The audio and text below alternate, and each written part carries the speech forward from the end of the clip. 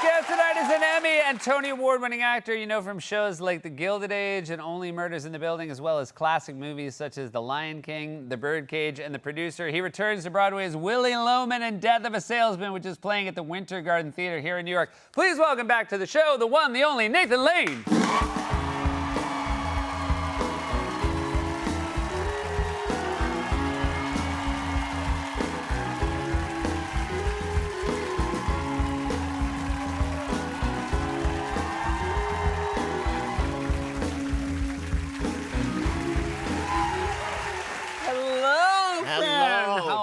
That was a great closer look, by the way. Very funny. And I don't think you get enough credit for your impressions. Oh, well, that's... Really? There should be... Is there an Emmy category of impressions during monologues? There should be. They say the key to me winning one is they just keep getting more hyper-specific. I'm going to tell you right now, you look a lot like my dad used to look when he came home from work. Oh. like the hair, the mustache, the suit. This is Larry Myers in his finest form. Yeah.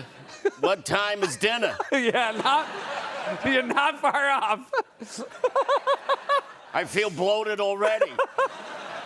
Now, by the way, there are no easy jobs on Broadway, but playing Willy Loman, this is historically known as one of the hardest roles on Broadway, and so we so appreciate you spending your night off with us instead of just resting. There's nowhere I'd rather be than here. Thank you.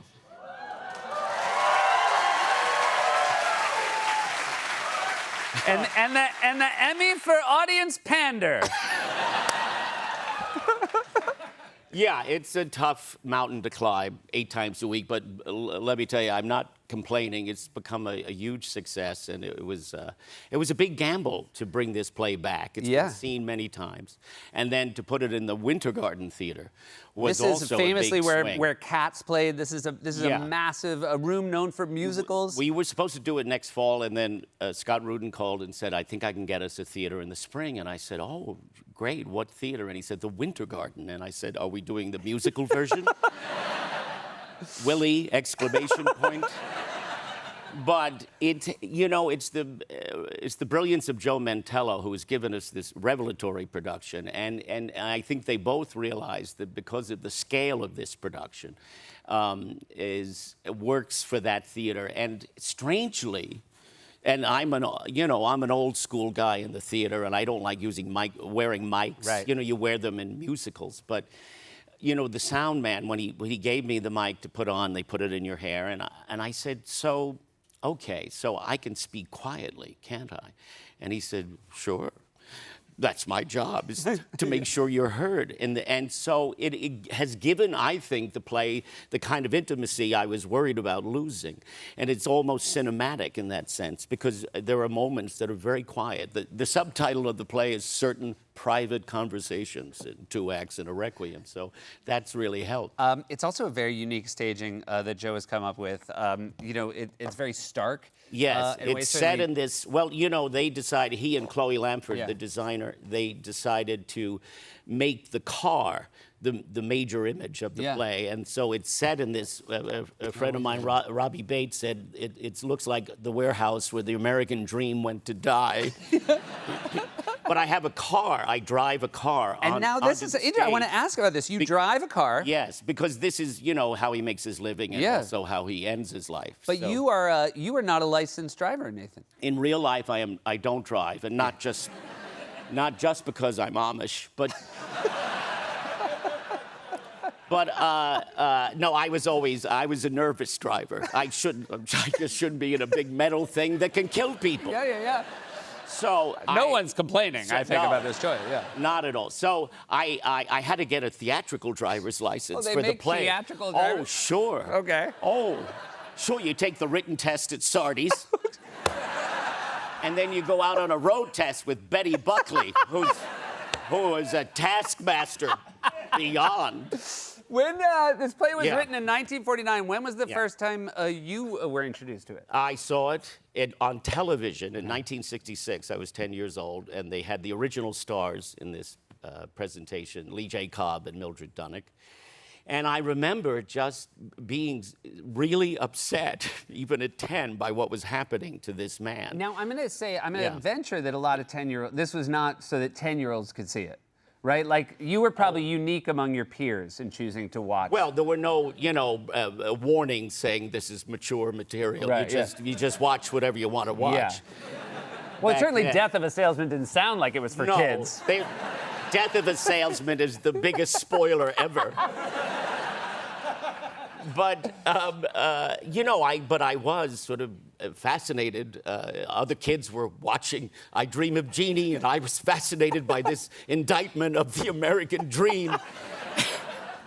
But it really hit me. And I don't want to depress you, but a year later, my own father essentially committed suicide. He drank himself to death, and I always sort of connected it to Lee J. Cobb and what he was going through. And then it was years later, 30 years later, I was working with Joe Mantello the first time on a play, and one day, out of the blue, he just turned to me and said quietly, "Someday I'm going to direct you in Death of a Salesman." And I said, "Don't threaten me." But I was sort of surprised because I was in my 30s at the time, and that seemed so far away. And yet I was touched that he thought I might be worthy of this play someday. Fantastic. I got a lot more to ask Nathan. We'll be right back after this. Welcome back, everybody. We're here with Nathan Lane. A fantastic cast. Christopher Abbott. Oh, the best. Laurie Metcalf. We just won a New York Drama Critics Circle Award for Best Ensemble. Congratulations. I found very... I was thrilled that everyone was included because it's an extraordinary company. Ben Allers, who I had worked with on The Gilded Age, I believe he served me tea once, and Chris Abbott, who's just so brilliant, and I couldn't do this play without him. And my old pal and favorite actress, the incomparable Laurie Metcalf. Laurie Metcalf. When did you and Laurie first meet? We met in 1986 at the Williamstown Theater Festival doing The School for Scandal. Wow. She was Lady Sneerwell, and I was Sir Benjamin Backbite. And I walked in on a rehearsal. She was sitting in a vanity in front of a mirror, and she was in a bustier and a rehearsal skirt, and she had a riding crop. And she was delivering this opening monologue of the play, and you thought she uses that whip for more than just equestrian pursuits. And I said, "Who is that formidable woman?" And we became friends. And this was all even before Roseanne. Yeah. But she's, there's nobody like her. She's fearless and so brilliant in this role. I knew she would redefine it. I knew it would be not sentimental, and she would find a whole new way in. And she's incredible. It's fantastic. You also have a film coming out with two of my favorites. Yes. Jonah Hill and the incomparable Kristen Wiig. Kristen Wiig. Yeah, fantastic. Just. I mean, I will say, I believe I first encountered Kristen Wiig the way you encountered Laurie Metcalf. Like, the first time I saw Kristen, Yes. I was like, okay, so you're going to be around forever. Yes. Like, we're all going to love you forever. She's just a sweetheart, and then this comic genius. Yeah. And it's called Cut Off, and we play. Bette Midler and I play their parents. We're billionaires. We're in the diarrhea business. Uh-huh. Like Pepto-Bismol. Sure. But ours is called Liveria. Okay. And we've made billions of dollars, and there are very spoiled children, Jonah and Kristen, and then they do something terrible to us, and we cut them off financially, and they have to go live, we're in Los Angeles, they have to go live in the valley and try to find jobs. Bette inserts chips into them so that they can't cross back into Beverly Hills or they get zapped. Anyway, just to, be in that, the presence of Jonah and Kristen, who, they love to improvise. I mean, scenes went on for hours.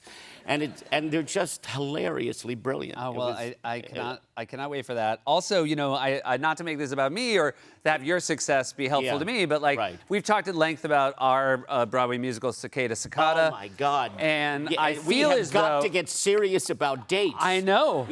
Well, you're so busy. Okay, go ahead, talk to me. But I finished negotiations with Christine Baranski and Harvey Fierstein, which was they're locked in. Well, it wasn't pretty. There's a lot of no green M&Ms in the bowl kind of stuff. Yeah.